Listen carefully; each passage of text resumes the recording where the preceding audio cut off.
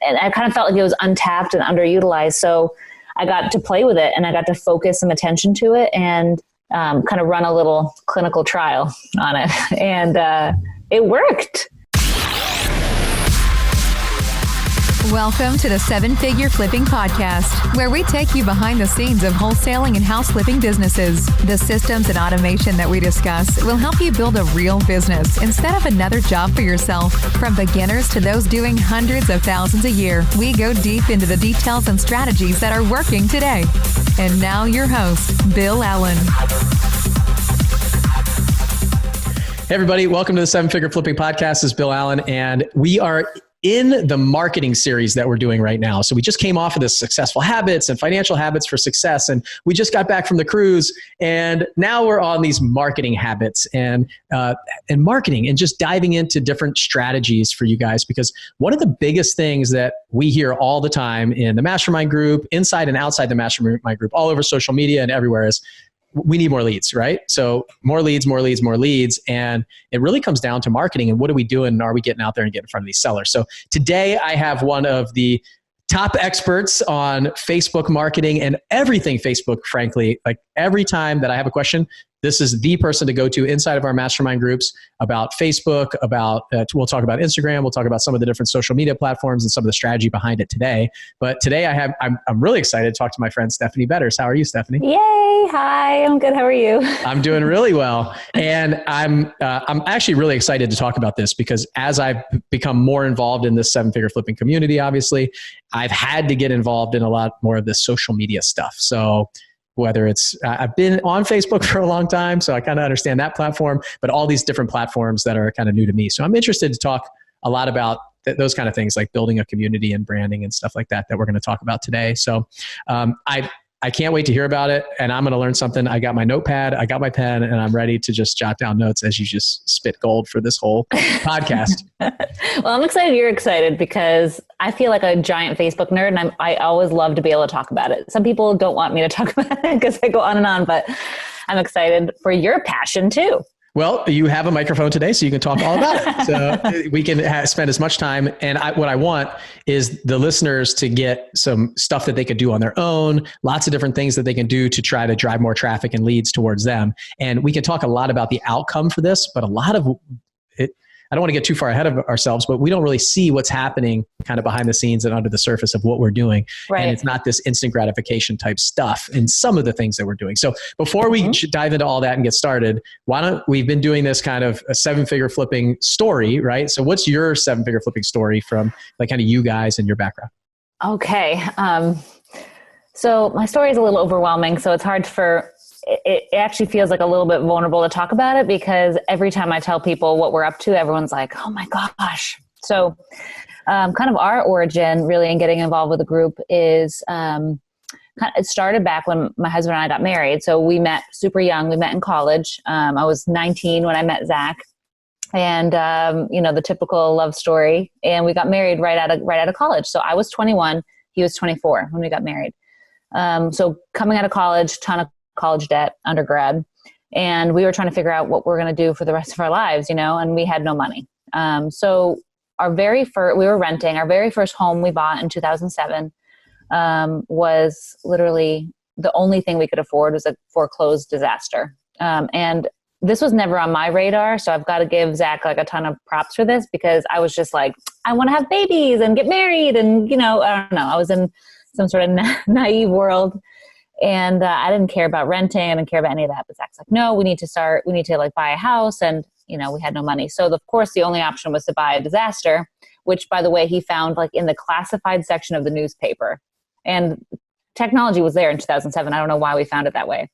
But he had watched, a couple of HGTV shows and was like, yeah, we just buy a foreclosed house and you just make money. That's just how it goes. So we found this house. That was near our apartment, and the broker was like one of these like hardcore, like old school smoking voice broker. She's like, yeah, we're gonna get you into this house, no problem. We're like, oh, we need to get a mortgage, and she's like, no, there's a lot of mold in this house. You're gonna need to get in there and paint it. We're gonna need to make sure that mold isn't there for your inspector. So literally, Zach had to break in and like paint over the mold with kills so we would qualify for a loan. And it was it was an adventure from the get-go. We lived in it. We ripped the whole thing apart. We did all the work ourselves.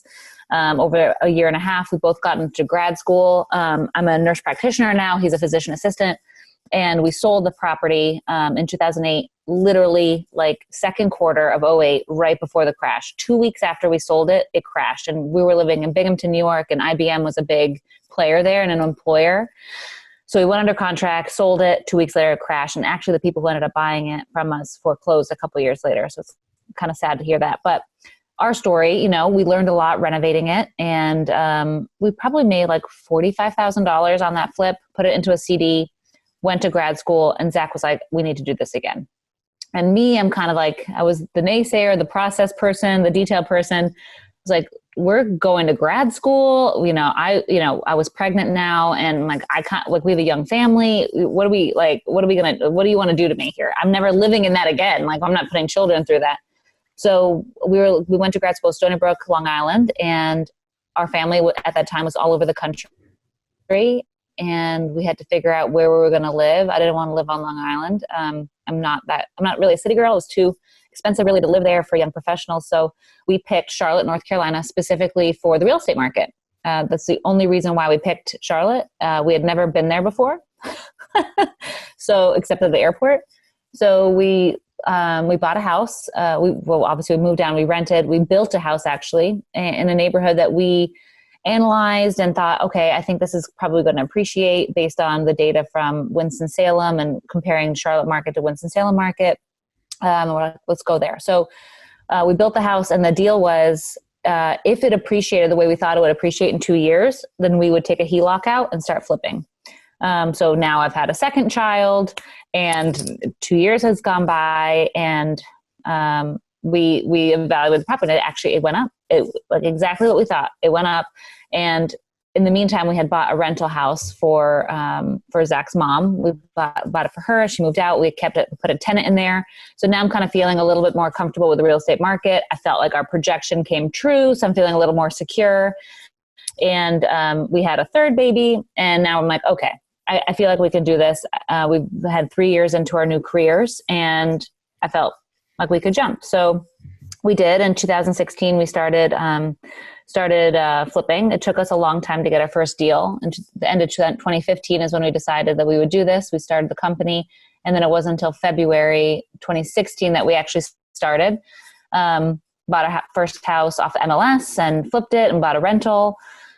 And then kind of snowballed from there. We didn't know what to do. So we were just looking on Zillow and MLS and didn't even know anything about marketing. The first thing we did for marketing after we sold our flips were every door direct mail. And we just found that from the post office. So we sent out a couple of those letters, got our next 2 deals. And then all of a sudden we had too many deals, meaning like we had one flip going on and another one under contract. And we're like, we can't do this. Our contractors are terrible. I don't know what to do. So that's how we were on bigger pockets. And we found Justin Williams, and we found the concept of wholesaling. So we wholesaled our first deal and started following Justin and house flipping formula and like the whole deal. Towards the end of 2016 is when we actually joined House Flipping Formula, and we had done like 11 deals by then. The last Q3 and Q4, we actually wholesaled because we were behind on our flipping, trying to figure out how to do that effectively. And when we joined, I felt like, oh my gosh, why didn't we do this sooner? How did we not know about these communities? We were out there trying to figure everything out by ourselves and, Googling stuff and just trying to take action and, meanwhile, juggle our children and juggle our very busy full-time careers in medicine. And I don't know, I've kind of felt like a whole new world opened up. And at that point where we were at, the whole reason why we started investing in real estate was we just wanted to secure a long-term future. We've just figured, hey, we'll buy some rentals, and over time, maybe we'll have 3 rentals per kid, and then we'll pay for college and weddings and things like that from the rentals. And then we really realized how much effort and money it took to get a deal. And our original plan of like raising 20 grand, putting a down payment on a house, and then waiting and doing it again and again, we realized this is going to take us a long time to do that. Like it takes a long time for us to save up 20 grand from just our careers and like everything else going on, like paying our student loans and all the stuff, that we really couldn't do it the way we wanted to. So we decided flipping and wholesaling would help us amass that money to then buy a rental, and then, on and on. So like I said, we were just kind of like banging rocks together, trying to figure out how to do that, and going on appointments and stuff like that. So when we joined the group, I felt like we had a little bit more access to processes, and like, okay, there's some best practices that people do, and like people have tried stuff and failed, and maybe we can learn from their mistakes, and maybe we can learn from what's working for them, and maybe we can build this faster, and skip some steps of mess ups. Because of course we messed up a ton along the way with our renovations and like, lack of systems, and me driving out to deliver paint to people. I mean, with my kids in the car, and Lowe's trips. And it was just super stressful. I'd be at the hospital and a contractor would call me when I'm trying to deal with a really sick patient. And I would like flip out on the phone to the contractor. Like, this isn't real life. This isn't really an emergency, So I've said some pretty nasty things to contractors when I'm working. So I feel kind of bad about that, because I'm a nicer person than that. But anyway, so then we're at the community, and we went to our very first event in 2017 in Nashville. It was the event where John Martinez was there talking about his sales systems. And I don't know, my mind just like exploded, I had, all of a sudden I had ideas instead of feeling really overwhelmed and drowning. Because we really were at that point. I just felt like, how are we going to get to our objective? You know what I mean? We had to start this new stuff with wholesaling and flipping. And I just felt like it kind of took us away from buying rentals for a minute, trying to figure out how to do that stuff. So I really wanted to like come back around to what about this passive income thing we were supposed to be doing, So I don't know, it kind of opened up a new world for us in that sense. And like, oh, it's okay. Like you can build an active part of your business, and you can hire people, and you can put systems in place. So you're not the one doing all the work, and while I think that may be a little bit misleading, because maybe we're not doing the physical work of delivering paint. Now we're the ones managing employees. And that was kind of a different skill set and a different kind of work. It put us in a position where we could move lots of things around at the same time. So it's active income for sure, trying to build that company and put people in place. But then what ended up happening was we can give advice, and we can be consultative to our employees and what they're doing, and help build their systems. But then we could really also focus on what we feel our super strength is. And along the way, that's kind of how my Facebook stuff started developing. I started concentrating on what I felt was interesting, and these ideas I started having, from being in the meeting and from talking to people and like hearing other people's pain points and all this stuff. I'm like, oh, I don't know. It just kind of generated something new that I didn't anticipate. And the only really way I know how to explain it is like, you feel like you're in this room and you're in your building, and you're like, this room is the only room in the house because this is all I know. This is all I can see. And then you kind of get some systems in place, and then you meet new people and you network, and then like a wall falls down and like you see the rest of the house. I feel like that's kind of what happened to us in my brain, and all these other things popped up. And Facebook, like I said, was a huge part of that. And I got so excited because like this could be mine, and the rest of the company can keep going, and I can still help with those other departments and with those other employees, but I get to focus on what I really like. So Facebook was born in the sense of like, let's advertise on Facebook. And then back then, this is 2017, late 2017 to early 2018, when Facebook marketing wasn't really a thing. And I just kind of felt like, this is so ridiculous. Why aren't people on Facebook? My grandma's on Facebook, stalking me. Like, the motivated sellers have got to be there. There's got to be a way to reach people here the way.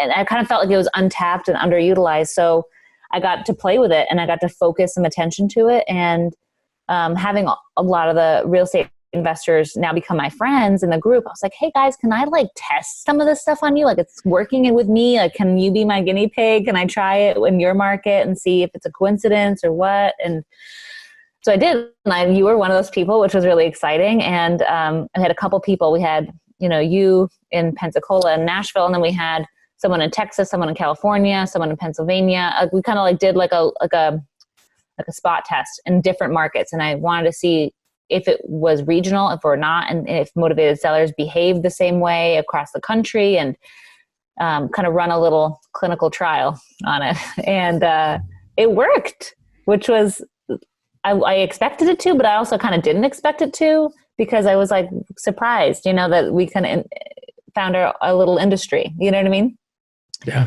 So we continue to do it, and we continue to find, great success in advertising on Facebook. And it's been interesting to ride the wave of algorithm changes and the development of Facebook over the years. I mean, there's been lots of scrutiny, and it's been really exciting for me to learn it and to be involved in it and get into the data and test stuff. And I don't know, it's a part of our company that I really, really enjoy. And it kind of developed into its own little company too, which is fun. So hopefully that origin story made sense and kind of went into it. As far as what's happening in the background with medicine, I still practice. Now I work part-time, and so does Zach. I work 6 days a month in heart surgery, and Zach still does urgent care 4 times a month. So we left our full-time positions, and now and everyone asks me, why are you still doing medicine? Now, real estate is what I do for a living, and medicine is what I do for passion. And I feel like that's exactly the way it was meant to be, as far as practicing medicine goes. And I really enjoy the processes and the systems and things like that. At first, I really enjoyed flipping houses and making things pretty and seeing the end result. But now I really enjoy developing my employees and seeing a culture. And, we have 21 employees now, which is kind of crazy to even say out loud. But now what I find the most rewarding is developing them and their positions and their careers, and developing ideas and trying new things and being innovative, which is quite the evolution. It's pretty cool, isn't it, to look back and just kind of see the journey. And when you come in thinking you want to flip houses and you just want to leave medicine, and then you want to create a stable environment for your family. And then you find out that you really love like hiring, managing, leading people, and find yourself as a business owner and really enjoying that. And then something else comes out of it too, which is your Facebook business. So if anybody I think out there knows how you feel right now, it would be me. Because what you just said really resonated with me. People ask me all the time why I still fly for the military. And why do you still go down to Pensacola 60 days a year to do that? And I say, I love it. There's something about it that just even thinking about giving it up it makes me scared. Like me too. Maybe it's what I've always done, and everybody says hanging up the pajamas is really hard to do as a pilot, the flight suits that we get to wear and stuff. I wear pajamas too. Yeah, exactly. So how can we give it up? we're right there. So, it's funny because I do want to hear, you said 21 employees. I want to hear, before we move on into Facebook completely, sure. I want to hear a little bit about, just real quick, about like, what does the business look like now? Because there's probably some people who are wondering, but before I ask you that, it's so interesting that we're talking about Facebook, because when you went back to the beginning of this story, I remember recently seeing a picture of you and Zach you shared on Facebook of you guys working on like your first house, and you guys are really young. You're like sitting there on the floor, and as you're telling the story, and I think the really interesting part of this, as you're telling the story, I can see the image of you guys and how I felt when I looked at that image on Facebook, which we're about to talk about, when you shared it.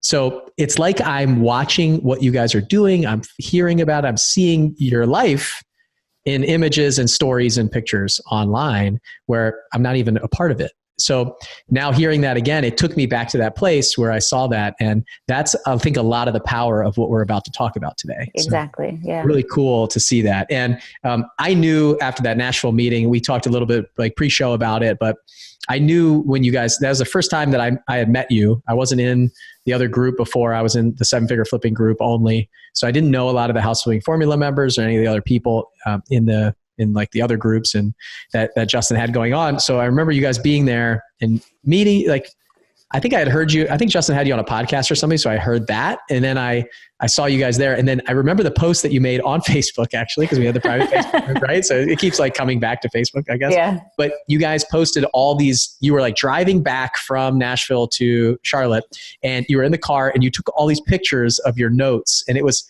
this, like all these notes. And you were like, I got all this stuff and I can't wait to go implement all these things. But I could see how detailed you were and how you were paying attention to everything during that time, and how much it kind of like revolutionized the way that you thought and where you were going to go. And I just knew that you guys were going to take off. Like it was obvious. It was there. It was like that's what happens when people show up. They pay attention, they take notes, and then they go implement. Like it was obvious what you were doing in the car. It's like you guys having a second mastermind between the two of you in the car on the way home, and you're already scheming about the things that you're doing, and you're probably like setting stuff up on the way. So that's the action takers and some of the steps that need to happen in order to hit where we're at right now, and where you guys have kind of ascended to at this point in your business. So it's interesting to see a lot of the stuff that you were saying on kind of like opening up this world that you didn't think was there. As you're telling the story, I'm feeling it in my story. Yeah. Because I went to that first meeting and it was like, I didn't even know that things existed like this. And this was possible. There were people that were doing those things. And a lot of that stuff for me was just really eye-opening. And when you're talking about the house, I could just see it. Like I was in that room in Dana Point, just going, wow. And I left there going, who else can I tell about this? Like, this is like a drug. Like it's just, to entrepreneurs, it's like the perfect combination of what they don't know that they need until they get it, you know? 100%. You don't realize what you need. Yep. And, okay. So tell us a little bit about your company, and then we'll just that you're flipping and wholesaling company. Like what kind of deal size? Obviously you have 21 employees, so you got to feed those guys. You're probably doing pretty good volume. Yeah. So yeah, it was about 21 employees. We just this year, the kind of the big thing from starting 2020 is we hired out my position. So I was always the COO, operations person, and we hired somebody out to take that position for me. His name is Matt. I'm very excited about him, and it's kind of a little bit of a new year for me, not being on the board of directors and being an owner of this company instead of being like super involved as COOs are. So now that's my position. Better Path Homes is our company name, and I'm on the board of directors. There are 3 partners, my husband, me, and a really good friend of ours named Jeff Johnson, who we merged with last year. So that was kind of interesting. And then we have a marketing department, a sales department, which is our acquisitions reps are in. Project management. We flip houses and we do new builds. So we have one project manager for flips, one project manager for new builds. Then we also have a disposition arm, which is for wholesaling for the properties we get under contract. The dispositions department gets them sold, and there's a transaction coordinator in there. And then we have a finance and HR department, which has our CFO. She's kind of an unofficial CFO, but she basically is our CFO. And then she does some HR stuff there too. And off of our marketing department is kind of where social media REI was born. That's our Facebook company. I have 3 developers in there that help me kind of just do everything we need to do in that department. And Zach, my husband, is also involved. They're kind of helping with the vision of what we're trying to do. And then off of our real estate company, what developed was a property management company, because we now have amassed rentals, and we have 30 rentals, something like that. I lost track, which is crazy. But so we decided we would start a property management company to manage our own, so we could save a little bit of that money and kind of control everything happening there. And then we started managing properties for other people. And then with all of the marketing we were doing and bringing in all these leads, we had more and more retail leads. So we decided to bring on a partner, and we started a brokerage. So our main Better Path Homes now oversees our own internal flipping, wholesaling, and new builds. And then we also have under Better Path Homes, Better Path Real Estate Group, and Better Path Property Management. So the idea here is like a 3-legged stool. Leads come in, and we can monetize them any which way, and then we can kind of like double dip within it. So if we wholesale somebody a property, we can also manage it for them if they're buy and hold investors, or we can retail list it for them. And same thing with us, like we can move our own properties in between all the internal companies there. So with all that growth, I mean, it took obviously all these years to grow that out. But 2019 was a big year for us, and getting all those, and getting the 2 other companies live underneath the Better Path Homes umbrella, and bringing on like partners within those. Like we had to bring in a real estate partner, broker, because we're not agents, and we had to bring in a property management company, property manager partner to manage that side. So we've learned a lot about systems and how to get people in charge of certain things. So all that got set up that way. And then social media REI, of course, exists there as well as the part of the marketing efforts. Does that make sense? Yeah, it does. Okay. And if you're driving, you may have just kind of crashed into the meeting going, how do these people do it all? Especially when they're working 6 days a month and 4 days a month as in the medical field, right? So, and it took us all these years, you said, which is 3. So, just in case it feels like wondering. a million. It does. It feels like a long time, right? But it's pretty amazing when you break it all down and look at it. And frankly, a lot of this was completed in 2019. So the foundation was built in 2017, 2018, but really you guys did a lot of this last year, which is amazing. And It was awesome to see Jeff and Zach at the Flip Hacking Live this year and give them a 7-figure club award and talk to them about that stuff is really awesome to see. So, okay. So don't try that at home. This is my disclaimer. Build up to that. A lot of people, I see a lot of people trying to do way too much these days. So it's just be like, they built the foundation, they built it out, they structured it. So the idea of bringing Stephanie on here is not to bombard you with all the things that somebody else is doing and lots of capabilities and capacities and things like that. They put the right people in the right place, built out the systems. And once you figure that out, I feel like once we crack the code, that's how there's so many entrepreneurs that own 20, 30, 40, 100 businesses. And they can be really successful because they understand how it works and they have found the right people and they found the right process and systems. And then it's just about replicating it. And that's what you guys are doing, which is really amazing. I'm actually jealous of a lot of things you're talking about because it's things that I've wanted to do for years.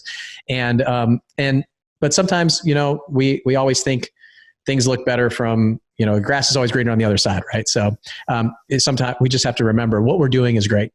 And you guys are doing awesome stuff. We're doing awesome stuff. Everybody that comes on is doing some really great stuff and we're all at different places. So for you guys, don't get distracted. Don't get discouraged.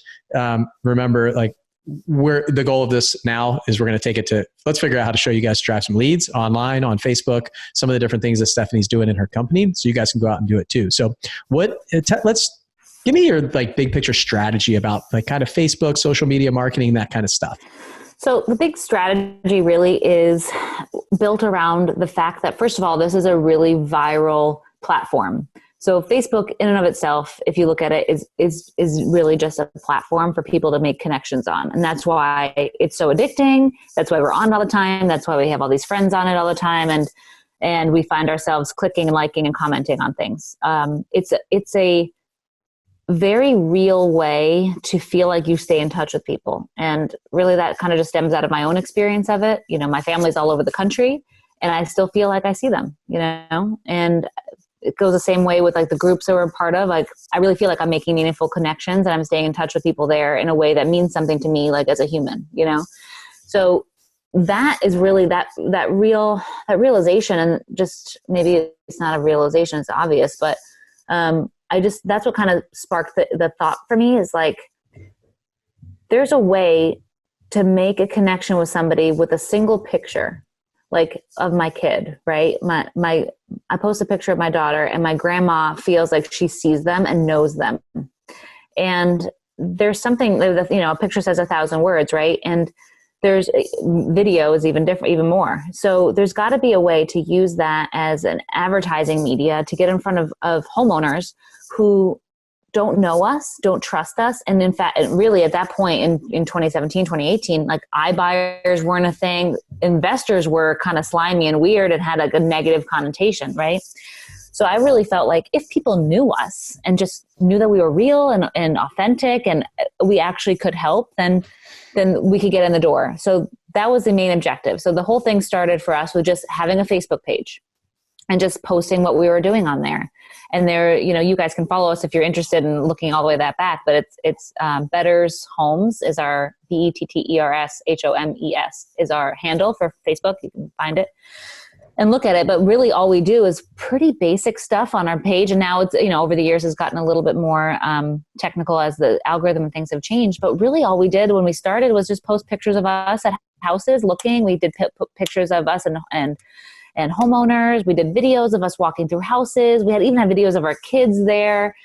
And, what happened when we first started doing this is, someone would call into our company, from off of a letter, and they would, have these questions like, what are you about? Like, who are you? What exactly is this like? Like, I want to sell my house, but I don't know if this is an okay way to do it. And who am I going to meet when you send somebody out? And we just started sending people to our Facebook page. Like, I'm going to set an appointment.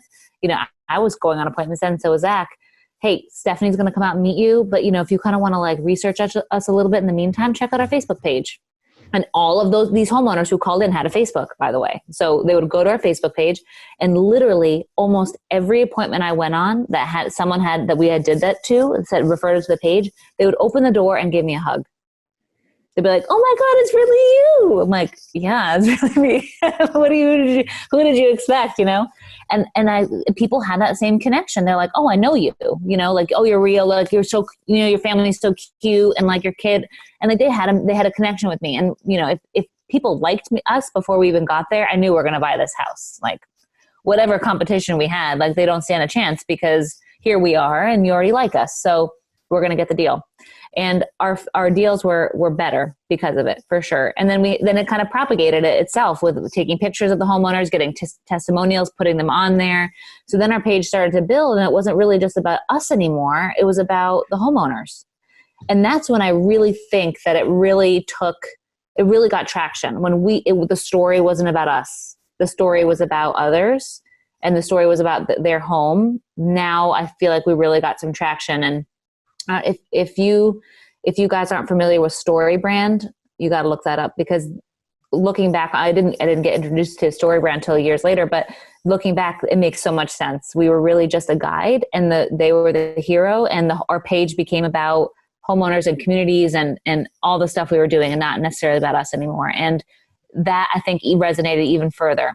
So after we had got this Facebook page up and running, and we were just doing organic stuff, and we were just really documenting our journey, I decided that there's got to be a way to drive traffic. So I started advertising with ads, and I tried a lot, and a lot failed. And especially that first year when I was trying to figure out how to do it and how to target people, it probably took me about a good year to get actual traffic that people were calling or messaging us over.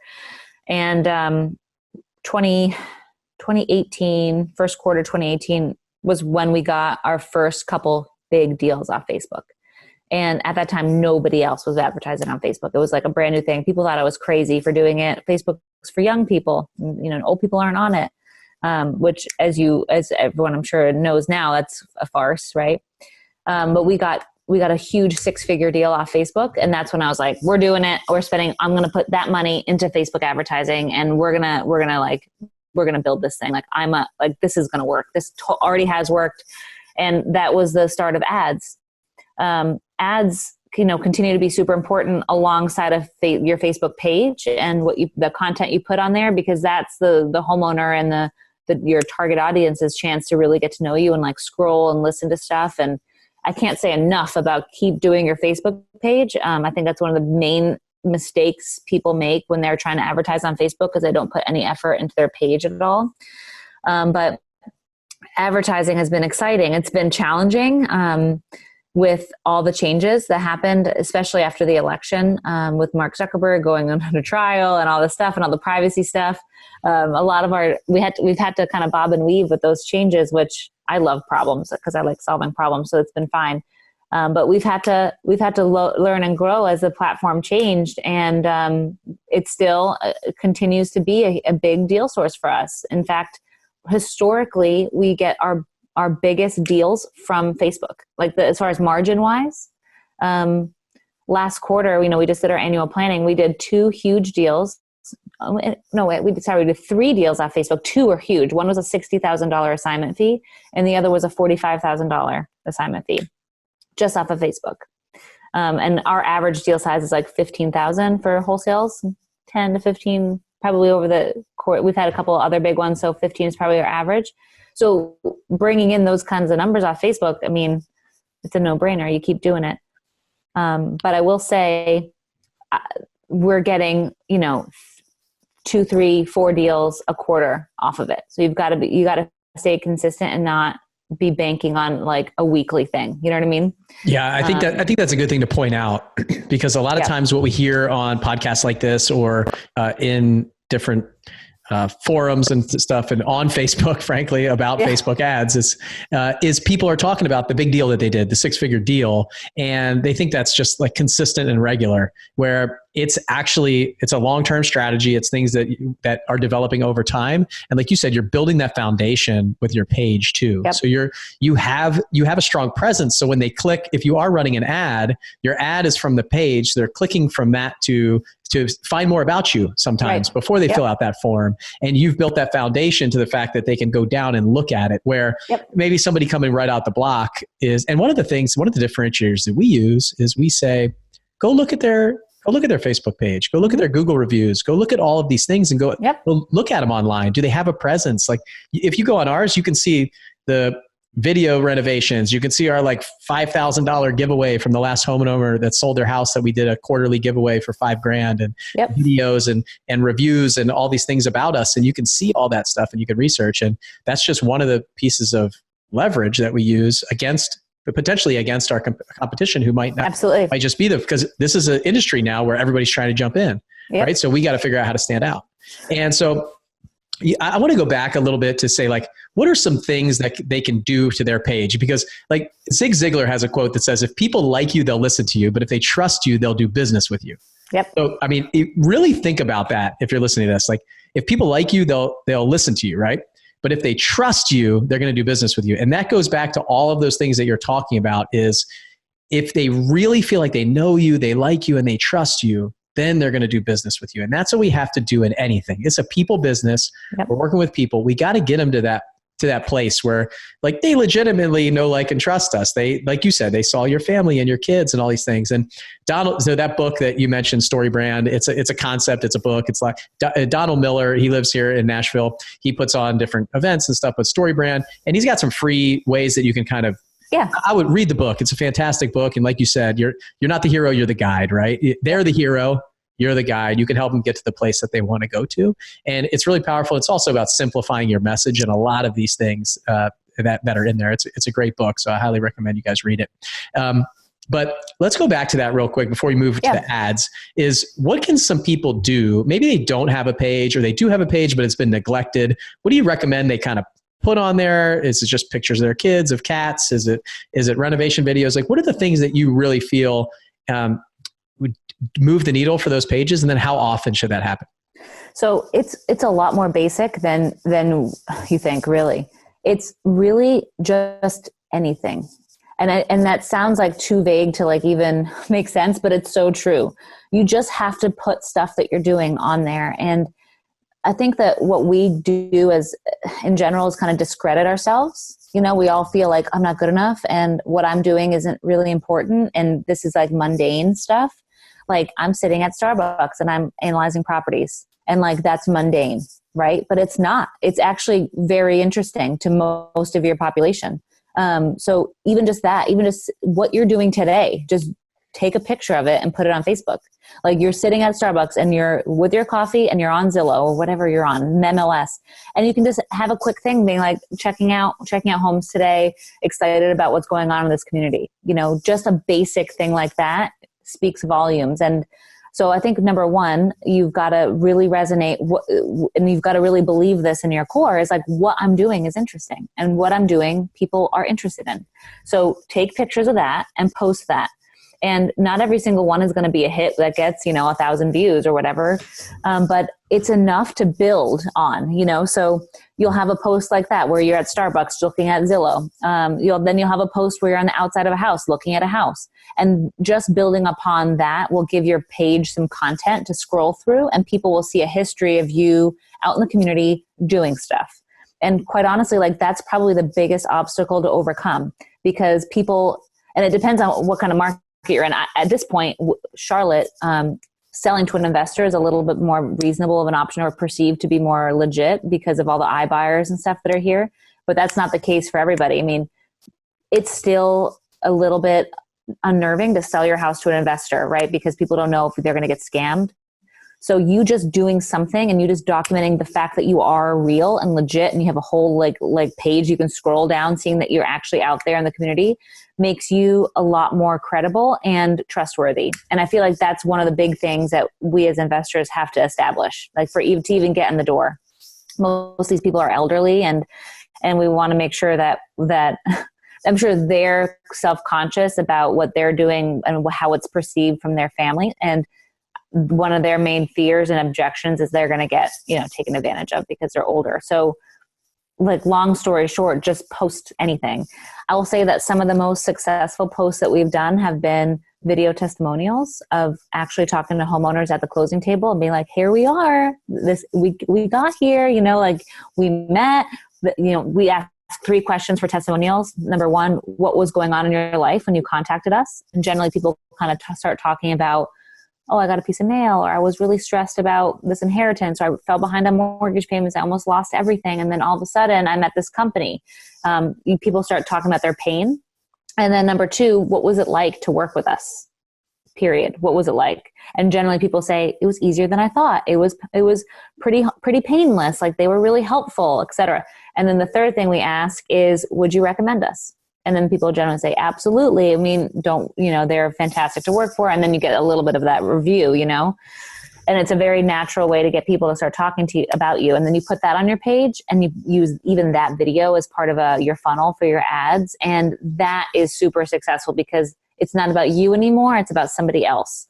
So it kind of builds upon the layers that you start developing with adding stuff to Facebook. I will say the worst thing you can do, the number 1 thing you should not do on Facebook, is post articles. And probably number 2 to that is post like memes on like hustling and like money, and like, don't do that. Please don't do that. It's such a turnoff for people in your audience. And you should be really concerned your audience being homeowners specifically. So they don't really care about you hustling. They're drowning, so don't post stuff like that, or don't post stuff about how much like money you're making, or like pictures of entrepreneurs in like suits and Ferraris. That does not connect with your audience. So if you could do anything but 2 things, post articles, which are totally generic and nobody ever reads, unless it's something like super interesting, like a Taco Tuesday event, like literally. And then number 2, like those entrepreneurial wealth pictures and stuff. Don't post that. Just post real stuff. Like, post your company, post what you're doing, post the pictures of the people you're helping, post pictures of you holding a contract next to somebody smiling. Anybody on your team working, your lead intake person sitting at their desk talking on the phone, acquisition reps that are sitting around a table having a meeting about contracts, literally anything you are physically doing, take a picture of it. Even if you don't have a team, take a picture of, you and your kids at Home Depot picking something out, and you'll get that same credibility and likability. And I'll tell you, like, that's all we did in the beginning, because we didn't have homeowners. We had pictures of houses that we were visiting, and we had our family out there trying to do something, and that's all it took. I took a video once of me talking like, hey, I'm about to go to closing. I'm so excited. We've got this house coming up that we're closing on today, and I just can't wait to get it started. And it's in such a great neighborhood. And like, that's just me talking. You know what I mean? It's not even really a pitch, just nothing. It's just me talking. And so that's really all you have to do for your Facebook page. And then it's easier than you think in the sense that you can schedule it. So even if you have like 1 day a week where you have like 30 minutes, go through your phone and the pictures on your phone, because you're taking pictures of this stuff anyway. Like, you're out there working. So just sit down, look through your photo scroll, and then just pick a bunch and then schedule posts with just those pictures and like a quick 1 sentence, like, look at this bathtub, or whatever it is. It doesn't even, pick funny things that you're running into. Just make sure that you always have like an upbeat, like positive look at things. Like, don't hate on people. Don't make fun of people. Like, look at this terrible trash hoarder house. They're so disgusting.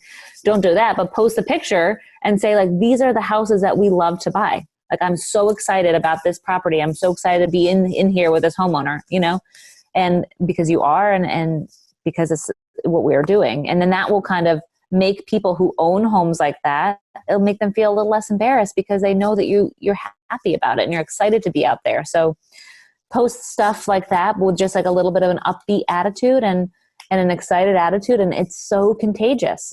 And by the time that, people look through any of that and you arrive there, they already feel like they know you.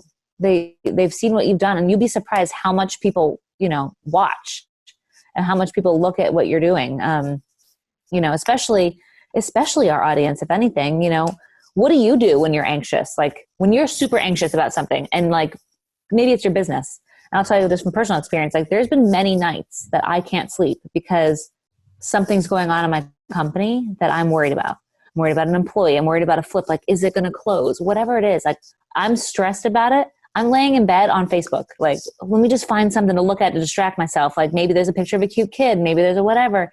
And I'll find myself like clicking on videos and like watching stupid videos just to distract myself because I can't fall asleep. So what do you think the motivated seller is doing that's stressed? They're not sleeping. They're on Facebook too, looking for some anxiety medicine, And what they're going to stumble across is your page and you guys being nice, and it's going to hit them at the right time, just like the mail hits them at the right time for some reason. And they're like, oh, I can actually talk to somebody about this. Like there's somebody who knows, and they seem like they're real. They seem okay. They seem nice, and then you're in, and you're the only one in. Another point to say here is there's something to be said about somebody who's willing to be vulnerable online, and being vulnerable online is maybe just being online.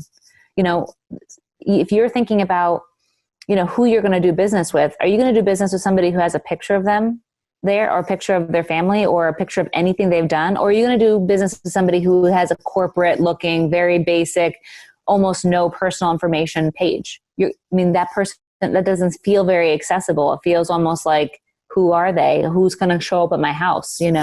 But I'm going to go with a company who has a picture of what's actually going to happen. You know what I mean? Like it may not seem like that's vulnerable, but it is. Like you put a face out there, and that's what people want.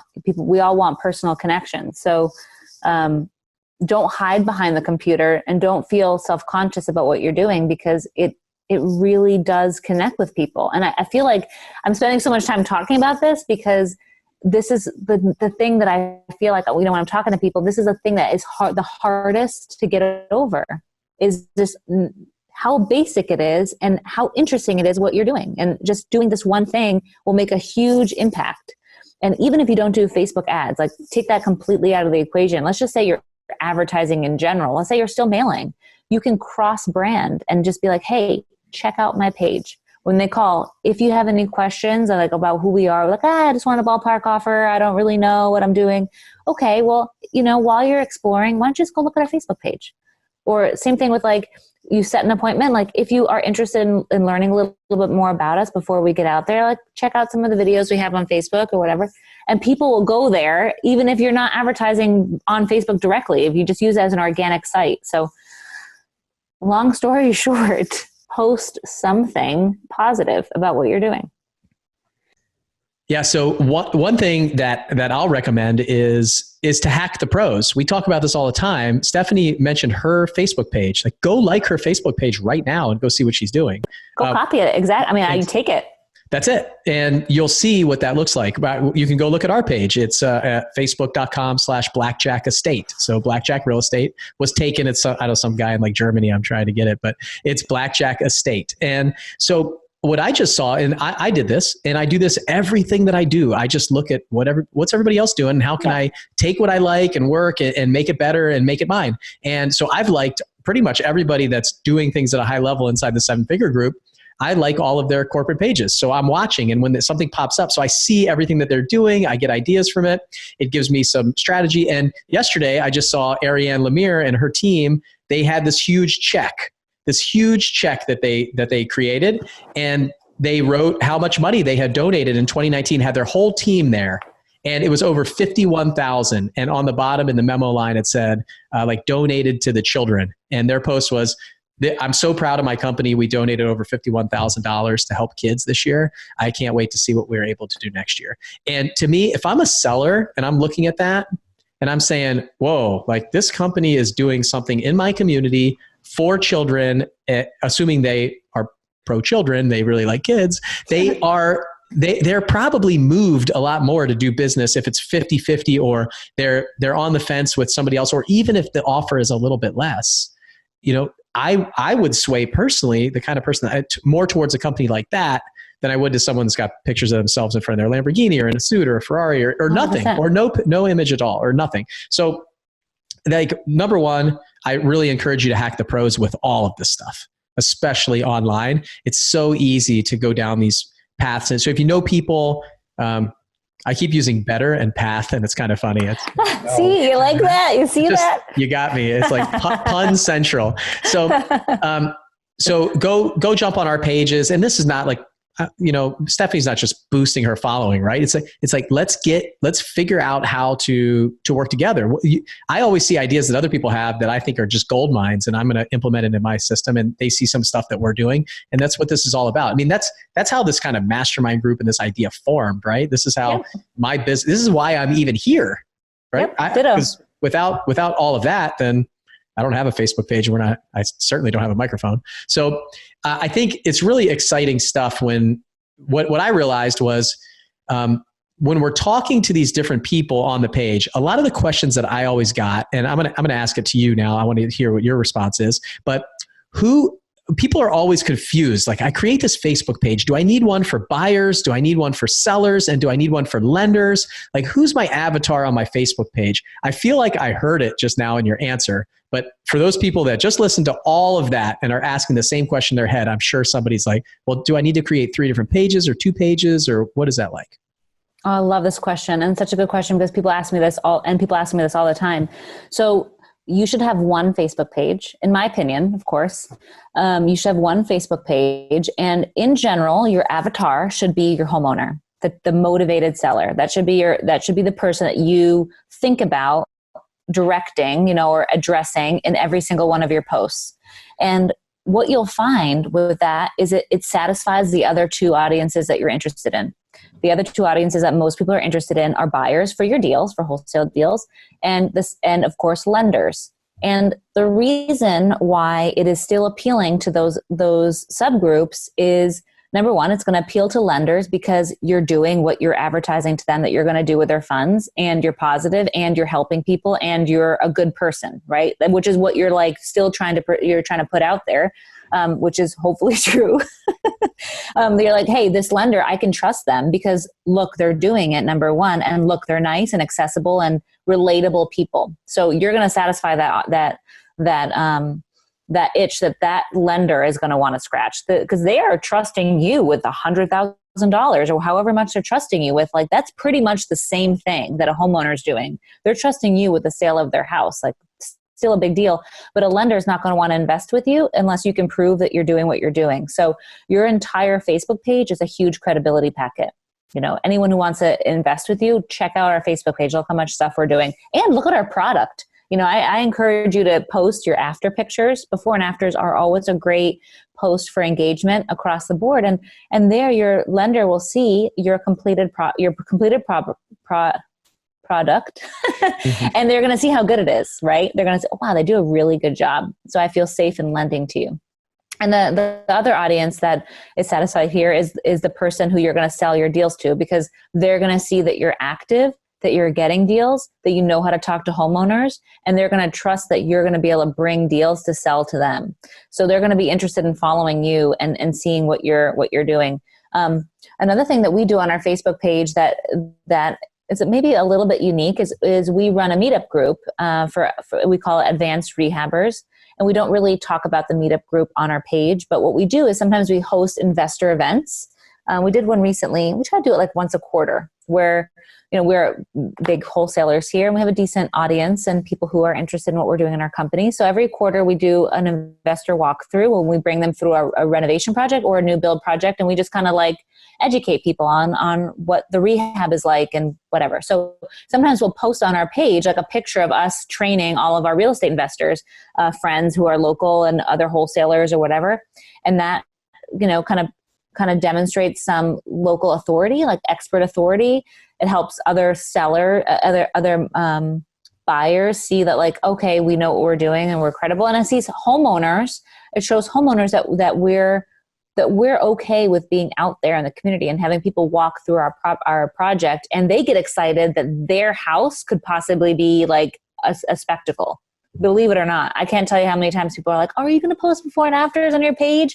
Because I'll share it so my family can see." And like, they're proud of what you're doing too. You know, they want to see their house be some part of something cool. So, and of course, lenders will see the same thing. They'll see, hey, there's a lot of people, like these guys know what they're doing. So really just having one page is important, because you don't have to worry about separating your audiences. But if you have one page and all your audiences are engaged on that page, you're going to have more overall engagement and better organic ranking on Facebook on the newsfeed. And that's something that Facebook is really sensitive to with business pages. You know, they did this big survey. I think it was in 2019, about a year ago, where they surveyed Facebook users and asked them how they feel about seeing businesses in their newsfeed. And most users said that they'd rather see their family and friends in their newsfeed versus a business in their newsfeed. So what Facebook did is they kind of cut down showing people's business pages. So now how you overcome that is by having a lot of engagement and a lot of views and video views and clicks and things like that. So if you separate your audiences too much, you're inherently going to decrease the number of engagement on a given post according to Facebook on that single page. So you want to drive as much traffic as you can to a single page from your target audience. And with that being said, you want to make sure that people who like your page are engaged. So it's actually probably a detriment to me to have 1 million people follow my page and then not engage with it, because then Facebook will say I'm not as relevant. Anyway, it's okay that everybody can follow me and rip off our stuff. I highly encourage you to do so, but I want you to know that's not my goal. My goal is to get in front of my actual audience and have them feel like the content there is relevant. So, because that's actually what's going to help, you know. So, try to direct everybody in one place. So I love the idea of becoming the authority. Yep. Doing these walkthroughs and trainings. I think that's genius. I just stole that and wrote it down. So, and the other thing I take from this is just know your avatar. Like, yep. Who's your customer avatar? Know to them, and then speak to them. Like this should revolve around them. And what you're going to find, just like Stephanie said, one of the biggest returns that I've gotten on when I was really engaged in posting on my Facebook page, when I was actively involved in the business, was the lender response. Oh yeah. That was the underlying thing that I didn't expect to get. But as we were doing these video walkthroughs and stuff like that, it was just amazing at different stages of the renovation project. My lenders were watching it. Yeah. And they were checking the progress. And so I didn't have to update them as often. 100%. I found I used to update them like monthly, then I just went to quarterly, and then I just was kind of like, hey, just check the page, you know, right. This is your house. You can just watch the page and we'll do walkthroughs for you 3-4 times during the project. And so knowing that avatar and speak to them. So you mentioned kind of post engagement and stuff like that. Is there certain like things that get more engagement? And then is there a tool maybe that they can use to check engagement on their page? Yeah. So Facebook itself has a lot of internal tools. So my first little disclaimer here is there are third-party vendor tools who will help you with engagement and posting. I don't recommend them because Facebook wants people on their platform. They don't want you using other people's tools. So like Hootsuite was a pretty popular one. It's better than nothing. But that's about all it's better than. and you can do the same functionalities on Facebook itself. So don't be tempted to do that and to use other vendors, because Facebook is very smart in the sense that they want to be able to advertise how many hours people are physically on their site. So they want you that way, and they cut you off at the knees if you use any other tool. So Facebook itself has something called Page Insights, and it's a lot of really great data on how many people like or watch or engage with your posts, and how many followers you have, and how many people like you and dislike your page, you know, because you'll have followers that unlike your page if it's not relevant to them. So going to your Page Insights, there's a lot of information there. And quite honestly, I think I think that has the best information as opposed to any other tools that you can use. As far as posts that get the most engagement, I have a whole list I could just share with you. Maybe you can put it into page notes, into the show notes. I mean, but some of the big ones are anything involving a poll or a question. People, I don't know if you know this, if you've noticed this, Bill. This may be a shock, but people like to say their opinion on Facebook. Huh. People love to share. Weird. Isn't that funny? No, so, posting anything that asks people their opinion always does really, really good. And it can be as simple as like, which one do you like better, A or B? And then people will comment A, B, C, D, D. And it can actually be really, really helpful. And we've actually made decisions design-wise based on that. Like our project managers will be like, what do we do? Like post it on Facebook and ask. And then we'll get like 20, we'll just literally use that to make our decision. So it helps us with our end product too, but also helps with our engagement. So people love that. People also like, especially at kitchens, like which kitchen do you like better, A or B? One of a really good post that we had was, we asked people if they prefer a master bedroom up or down. Like that was a pretty divisive post. So try to find something that like you yourself like argue about or think about and have an opinion about and ask people on Facebook. In fact, the more divisive, the better. But with that, you may get like a little negative. Like people will say like, I hate master down because whatever. But that's a really good post. So take that right now and go ask people on Facebook what they prefer, and I swear you'll get a bunch of responses. So those opinion-based posts are always really good. And other posts that are really good are before and afters. Those generally get a lot of likes and they get a lot of comments. And posting a listing and asking people what they think about it. Like for example, we did a post on a house that we did. It was kind of like a farmhouse, and we did something different in this house, and we put brick floors in the kitchen. So when we first posted the picture, and you guys you'll become more aware of this kind of like clickbait that people do to get their articles. Like people have like this weird article title, and then like you kind of feel like you want to click on it. So we started doing that here and there. Don't do it frequently because it'll annoy people, but with our renovation. So I posted the link to see the house, and I said, we did something special in this kitchen. Let me know what you think. And the post was, of course, a picture of the front of the house. So we got more clicks to that because I asked people like about something specific within it. So they had to view it to see what it was I was talking about. And there's a special little hack there with Zillow that I'll get to in just a second. But what you want to do is you want to encourage people to engage with your post. So that means they need to look at your picture, click on your picture, comment, like, etc. Those count for engagements. Just the physical looking at like if you have just one picture and like you're scrolling and you see one picture and people keep scrolling, that does not count as engagement. But if you have like 3 pictures and people want to click on the third picture, that counts as engagement, like getting someone to click. So try to be a little bit aware of what an engagement is. But anyway, so posting a link for someone to click counted as engagement. So that was great. And we got a lot of really great feedback about the kitchen and the bricks that we did. And then we had some really kind of cool discussion in our comment section.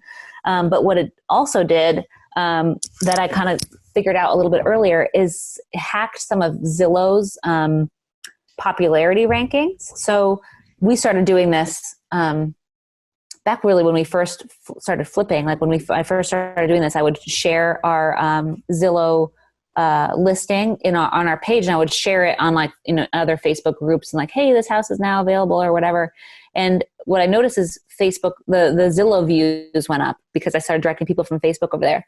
And Zillow came out with, I think it was last year, they came out with tags. And one of their tags is new, which I'm sure you've all seen. Another one is called popular.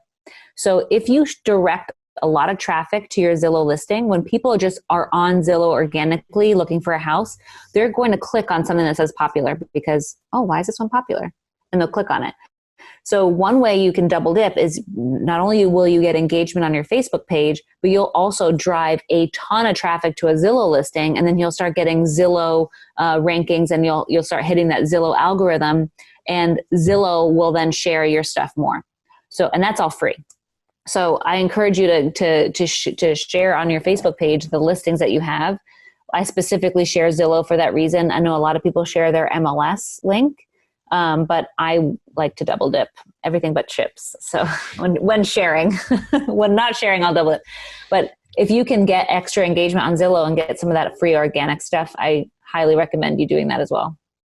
Well, I'm a huge Seinfeld fan, so I just want to jump into that quote. You double dip the chips. You double dipped. I've been mentioning Seinfeld the last couple podcast episodes. So I love that show. It's one of my favorite shows. Yeah. It's the best. So, we talked about a lot of the stuff, kind of engagement. You mentioned a list. So if you send that to me, we'll put it in the show notes. We'll find a way to get it to you guys. It might be like we can set up a link for you guys to go get it. Yep. And make sure that you do. And so we'll take care of that. Because I've seen that list and I think it's really cool. There's a lot of stuff in there that you wouldn't normally think about, and it gives you lots of options, and it allows you to kind of mix it up a little bit. Get some ideas. We're not necessarily the most creative animal. At least I'm not. I know that for a fact. So let's move to some ads. So we talked about this kind of organic traffic. And do you have some more time? I know we're going a little bit over. So no, it's okay. I'm here. Yeah. Okay. So I know we talked about some of this organic traffic, and I can tell we could definitely talk for hours and hours on this stuff. There's so much to do here. So we talked about the engagement. We talked about some of the stuff on the organic side of things, and anybody can do this, right? You can do it for free. You guys also help people with that too, which we'll talk about at the end for those folks who don't want to do it. But so ads. Now we're moving to ads, and I want to talk about today. So we could talk about what it's been like for the last couple of years, but today moving forward, like what is it like? Because I personally feel, and obviously I'm doing this every day. I'm not in this industry, but I feel like what it used to be is when you're scrolling down, the idea was to stop people from scrolling and get them to click on something. And it was something that kind of like shocked your system to make you stop. Do you feel like that is the same type of strategy to use today with ads, or is it now more to blend in because people are so pissed off at all the sponsorships and ads and stuff like that, they actually just want to go past it? No, I think that people still I don't think you need to shock anybody. And I don't think you ever want to blend in marketing. You always want to find a way to stand out and get people's attention. So, I think if you're going to stand out though, you should stand out in a, authentic way. So like clickbait, people hate clickbait, of course, so you don't want to mislead people, and that's how you're standing out. You know what I mean? So I think what we are really charged to do, especially with Facebook and their changes with relevancy and privacy and things like that, is to just be really relevant and to catch people, but not. It's funny because you don't want to be too relevant or it's creepy. Like, wait a minute, is Facebook listening to my conversation? And like, how do they know that I'm, in foreclosure? Or how do they know that I'm getting divorced? Which of course you kind of run into the same thing with mail and other avenues. People want to feel like they're getting something that is meaningful, but they don't want to feel like they're getting their privacy invaded. So I think you need to stand out. I think you need to get your message out quickly. You have 0.5 seconds. Like you really don't have any time to get anybody's attention. But you don't want to be misleading or too blendy. Like you want to make your point quickly, I think is the best way I can articulate that. So so I know that we don't have enough time to go through all the demographics and all the lists and things like that, but if somebody's going to do this on their own, is there some recommended maybe research that they do, a little bit of self-learning? Like when's the right time to kind of dive in to start spending money? Because I know that a lot of people are scared of this, right? It seems to be really like way too hard for anybody to do on their own. And maybe I'm just speaking from my experience, but can somebody do this on their own at a certain level? And then what's your recommendation for them to do that? Okay. So to answer the first part of your question, like demographic stuff, I'm going to make it super easy because you can't do anything. Facebook recently implemented equal housing authority laws, which kind of was what came part of their big privacy revamp. And before, you used to be able to target age and target, male or female, target lists of people that you have in your company. You can't do that anymore at all, like literally at all. You can only target location. So, I can target Charlotte versus the whole country. So that's basically all that you can do as far as demographic settings go. The only way you cannot do that is if you get around being classified as a housing ad, which is difficult to do. And if you get caught doing that, you'll lose your entire ad account. They shut you down completely, and they call you, they say they shut it down because you have misleading practices. And that's kind of hard to get over once they nail you with that. And once you nail you with that, even if it was accidental or whatever, like you can't get over it. So you can't do any demographic targeting. So what you do from that is just be relevant and build a funnel of audience members, basically. So You can do this by yourself. I recommend doing it. I mean, it's been successful for us, but I think that the general advice of, how do you know when you're ready to advertise on Facebook is, number one, do you have a runway? Like, do you have any sort of savings to even start advertising? Like, I don't want anybody to take their last $100 and spend, start to try to build stuff by themselves, but if you can spend even $5 a day with a very basic ad, or even just promoting your page, I think you'll find you get an ROI on it.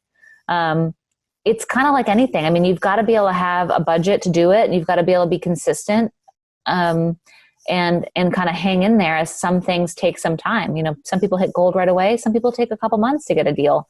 And you've got to have the psychological stamina to kind of go through that. And you also have to have your wallet to be able to withstand that. So there's no magic bullet, newsflash. There's not one thing you can do that changes everything in the world. Everything is a combination of everything else. So you want to approach Facebook marketing the same exact way.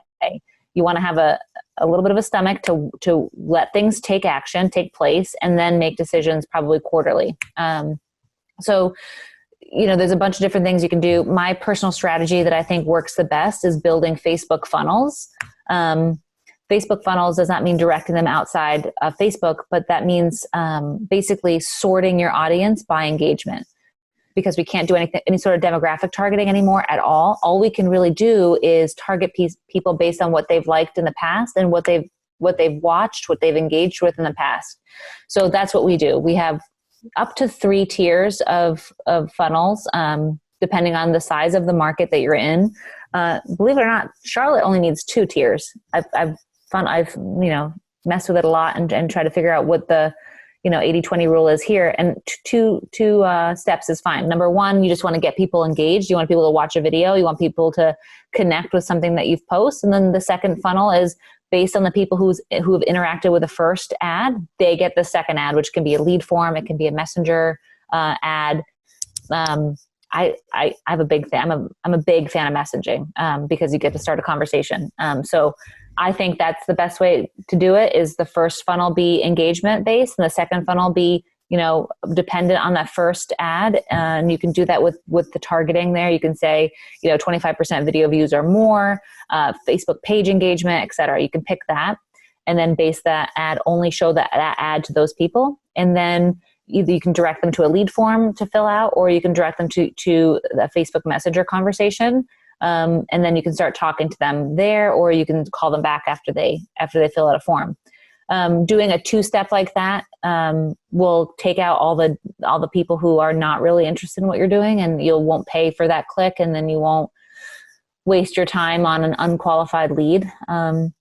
But with that being said, whenever you set up a funnel, there's going to be some time for people to kind of make their way through it. People don't always click on the ad the first time they see it. Even though it was relevant to them the first time they saw it, the second ad, they may not click on right away. They may have to see that every day for a month before they click on it. So that's what I mean. You've got to be able to stomach that, and be really consistent. I've worked with, at this point, hundreds of real estate investors in the US and Canada. And the number one mistake I see for people who don't, I don't really want to say fail, because it's not failing, but who can't sustain ads and change their minds, are the people who turn them on and off, who come back and then stop, who do it for 2 months and then, I can't really afford it. I'm getting into a cash crunch. I just need something to work right now. You never want to be in that position where you need something to work right this second, or else blank. You never want to be in that situation. So what you do is you just do what you can, and what you can stomach, and what you can do for a quarter before you evaluate how it's going to work for you. And you do all the free stuff. That's kind of like the best possible combination that you can put together. I think that a lot of entrepreneurs are super, super action takers and not very detail oriented. And I don't mean that in a negative way, because I need that. That's who my husband is. And I need him to come up with crazy ideas for us to, break into houses and paint mold so we can actually get here, But we also need somebody in your life to kind of check you, in the sense that you need to make decisions based on data and based on time. And you don't ever want to put yourself in a situation where you're like making decisions off of feeling and like, oh, I don't know if there's any money in the bank and I got to stop everything. And then, okay, now I'm ready to restart. And that's really not necessarily Facebook advice. That's just kind of like generalized marketing advice, you know? I don't think that Facebook is inherently much different than any other channel in that sense. Yeah. So you talked a little bit about this funnel. So just for the like layman that's listening and like me, like I don't do this stuff. So I have to think about what this is like. So it's a video that you create or something. Typically it's a video that a lot of marketers are using now, and they're talking about how much of that video. So if I'm scrolling through Facebook, I click on that video and I watch the video. Now the back end person who's running that ad can say, okay, I only want people that watched 50% or more of this video to see my next ad. Correct. And now what happens is when Stephanie talks about a funnel, if you just look at this funnel in your hands, it's kind of like it just gets smaller and smaller down towards the bottom, right? So all you're doing is sectioning off your list to the people who are more engaged, who are more interested. They become a more relevant person to you so that you can then push potentially ads that might cost more money to those people because you have a much smaller subset. So you're not going to hit them as many times. And since you're paying per person that clicks on it or per person that fills things out, then it costs a little bit less and less and less over time. Correct. You run the cheap ad in the front and then the more expensive ad to a much tighter audience that is like basically binging on your stuff. If you think about the shows that you watch, you open Netflix and you click on the previews and you just scroll through them and you look at one and you look at one and then you watch a 3-minute trailer for it and you're like, okay, that's interesting. I'm going to watch a 3-minute trailer for another. And of those 20 shows, you watch 2 3-minute trailers. You're most likely to watch one of those 2 shows and then start binge watching the episodes. And then when you watch one episode, if you don't like it, you never watch it again. Like, you know that that's not kind of your audience. So the way that it's kind of like that when you're thinking about running your ads and how you're going to structure it and have different levels where you can spend different amounts of money. If you just run the front end ad that's expensive to a ton of people, you're going to end up spending your budget really fast and likely having no conversions. So, and then I'd like to piggyback on the big picture marketing strategy. I love that you said, wait till you're ready, wait till you have a runway, wait till like that. This is exactly what we teach. Like we rolled out this 7-figure runway group, and they're the folks that are just getting going and getting up to speed and starting to build a business. And I see a lot of times people will try to do 3 or 4 different marketing channels and they'll just put a little bit in each. Right. So my recommendation to anybody is really like you said, go to all the free stuff first or all the cheap stuff, or if you have a lot of time. Now, if you have a lot of money, then you could ramp up your marketing, but marketing is a long-term effort. It's not a short-term get rich quick game. And a lot of people think it is, and they think they can just flip the light switch on because they started running Facebook ads or sending mail or doing pay-per-click or any of the things, SEO or anything that we're going to talk about here on this series. But it's not fast. It can't, like Stephanie said, it could be fast. Like you could get lucky, and sometimes that hurts people because they expect that to happen over and over and over again. Yep. And like me, it took me 4.5 months to get my first $10,000 in the bank. And fortunately I had a 6-month runway. If I had a 3-month runway, I wouldn't be here. I would have quit. And a lot of times what I find is people just budget for that month or two and they have to hit gold. And if they don't, then it's bust. Exactly. Right? You've really got to have a plan. And then when it becomes successful, then you could start either adding more to that budget or you can pick another channel. What I love is the fact that this marketing can start building on itself. Mm-hmm. So I started in mail, then I went to pay-per-click, then we went to Facebook. So it was like that. That was my progression. Somebody else might start in Facebook and then go to pay-per-click and then go to mail if they want. They might never go to mail. They might go to cold calling or texting or lots of different things that people are doing now. And I put together an entire marketing series in our 7-figure runway, all these videos for people. And this is what every different channel is like. And I interviewed an expert and we just put people in there on that stuff. And then from there, they can choose what the best fit is for them. Correct. I love that this is not going to be the best fit for everyone. Right. That's why we're doing a whole series on this with lots of different people talking and getting you excited about it. Now, don't go pick every single one of them and go do it. Pick the one that resonates with you the most and that you feel you could be the most effective at in the beginning if you're getting going. Now, if you're already ramped up and you're doing 100 deals a year, yeah, sure. You should be putting money into lots of different channels and finding, and then looking at the KPIs, looking at the numbers and determining what is your best producing marketing channel. And you might have to cut one off. But don't forget, it's a big thing here, that if you cut the one off that you don't think is performing very well, you might be shocked at the results, because if you don't know, like really know where your people are coming from, that's a problem. Because I've seen lots of people do mail and pay-per-click. Then they shut off they say, my pay-per-click is killing, but my mail's not working. And they shut off their mail and their whole business goes down, because the people that were coming through that were Googling their company name were Googling it because they got a mailer and they didn't know because they didn't. I was just about to say that too. Yeah. A huge part of this is kind of like, you can't get too, like, I'm a KPI person, like I'm a data person. Okay. So like, there's my disclaimer, but sometimes actually hyper analysis of a single KPI will hurt you because you don't realize what part it's playing in the big picture. And I really think that the most successful way to create a branding strategy is to create some cross branding. Like you're saying, sometimes you take for granted how much cross population you're getting with the different marketing strategies, and you take that for granted if you just like hyper analyze one, like, well, how many clicks did I get this month on this one thing? You got to look at it in the bigger picture, in the bigger scheme of things, and actually really talk to people like at the closing table, like, well, how did you really hear about us? Like what made you call or whatever? You mean actually go just take a second and ask the person how they found you? Like, yeah. That's amazing. Yeah. I mean, let's just use in every time we sit down at the closing table, I teach my team, it's just, how did you find us? And we think they're a pay-per-click ad, but they're a mailer.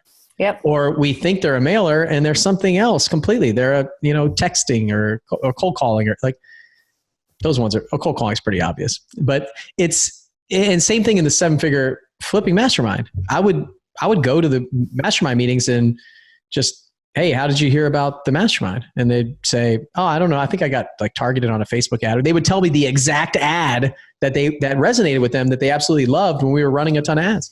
And it's just amazing to see what a simple conversation can have, because you have all these expectations and all the time we're like building out these systems. But again, go back to the beginning, this is people business. Just ask the people.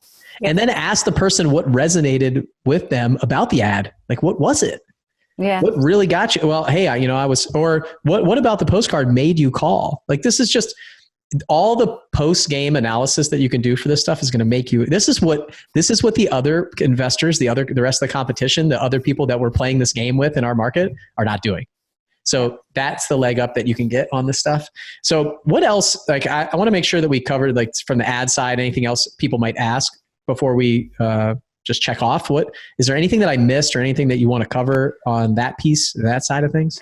I mean, I could talk about this for a long time, so I don't want to go too crazy. I think that's pretty, I think we covered a lot. I really want to emphasize that there's a macro level and a micro level, and you really can't do one without the other. So just generalized marketing advice. You need to look at everything on a macro and a micro and make decisions with actual data and overall company health. You know what I mean? Like, are we getting enough leads? And if you are, then don't take for granted how some things may be overlapping, and don't take for granted talking to people and just asking them real questions. And then if you could, get a testimonial about it, do it, and I can't stress enough doing free stuff, and putting in the time and going deep with stuff, and you don't have to go deep with everything. Go deep with the stuff that resonates with you or how you have an opinion about or that you connect with, but take the time to actually do something well.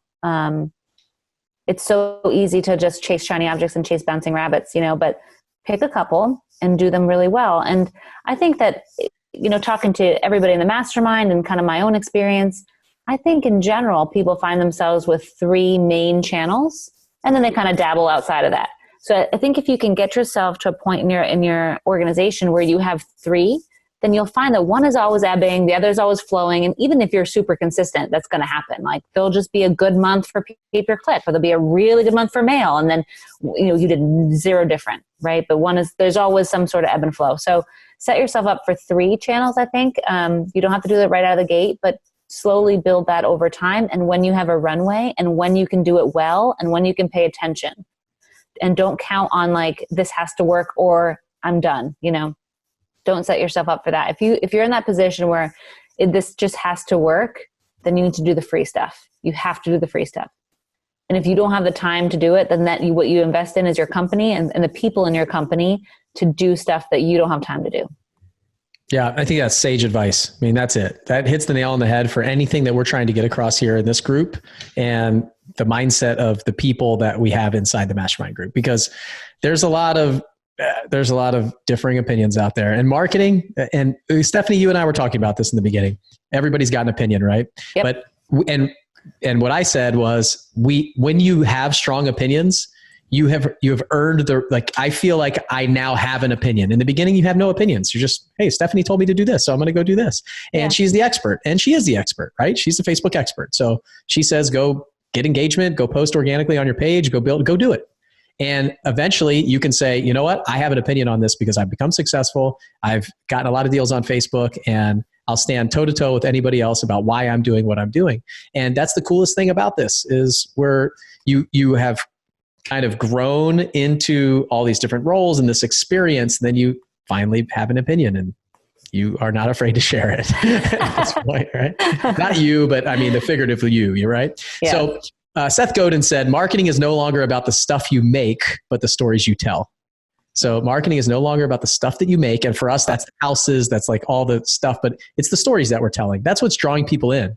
The know, like, and trust side is so big. This is a people business. And there's really no better place right now to have our talk show and tell our stories than on Facebook.